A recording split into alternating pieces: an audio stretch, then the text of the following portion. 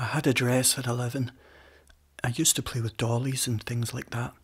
I had a dress, it was like a black sequins dress. One of the aunts gave me this dress and said, "Go put that on and give us a twirl." And they all laughed at me and I took it off. And that was the last time somebody saw me dress until I came out in 2006. I had a box under my bed with a lock on it, and I used to keep a few odd bits in there.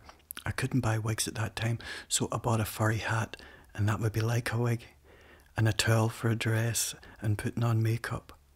If my mother came back from shopping or work, she only worked down the same street, and I'd have to hide in the wardrobe or under the bed. She was a bit homophobic anyway, and yeah. I used to watch what she was trying out. I'd just go and check and nick that and put it in the hiding box.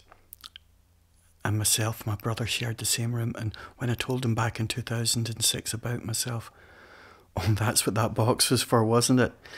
He never had a clue. He often threatened to break that lock of that box. That was my secret. That's when he said to me, you know, and that's when he said to me, "I wish Dad was alive." And I said, "Why?" And he said, "Oh, he would have loved you then. He always wanted a girl." Yeah. So what would have happened, I don't know. But I met my wife. I was 20. I weren't 21, yeah, because I bought her a birthday card and necklace. The necklace is still at home. She was 20 when I met her. We got married in 1970. She died in 98. And living together since 65. That would have been 44 years this year.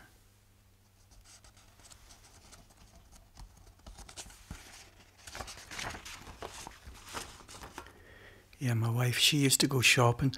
When she was going to Galway, she'd be gone for at least an hour. So she'd be 20 minutes going in at that time and 20 minutes out. And maybe a little shopping in there. Maybe 2 hours she'd be gone. So you were always dressing, looking out the window in case a car came or whatever as she was coming back in. And one day the car turned. She changed her mind.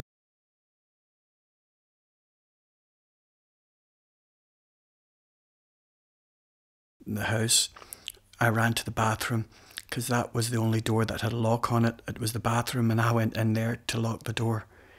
She came in and she was dying to go to the toilet, and she really rattled the door. "What are you doing?" I said, "Well, I'm on the toilet."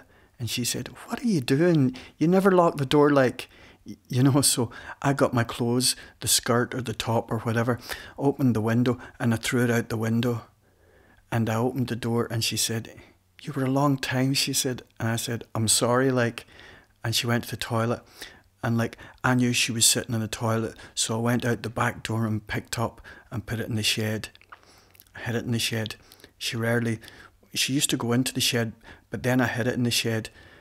Then when it was safe, I used to take it out of the shed and hide it up in the loft again. Only I had access to the loft because I built the loft. This is in the old house. I actually built the loft so that you had to go straight up into the hole, and I had to climb the shelving, and she couldn't do that because of her cancer and weakness. I could climb it, and I used to throw it back in there and put the hatch down, and that's where it always was, left there. So if it was, that was handy. Like, we never spoke about it because she never spoke about her cancer. That was taboo. I was forbidden to tell the brothers and sisters about it. They found out, so she never spoke about it. So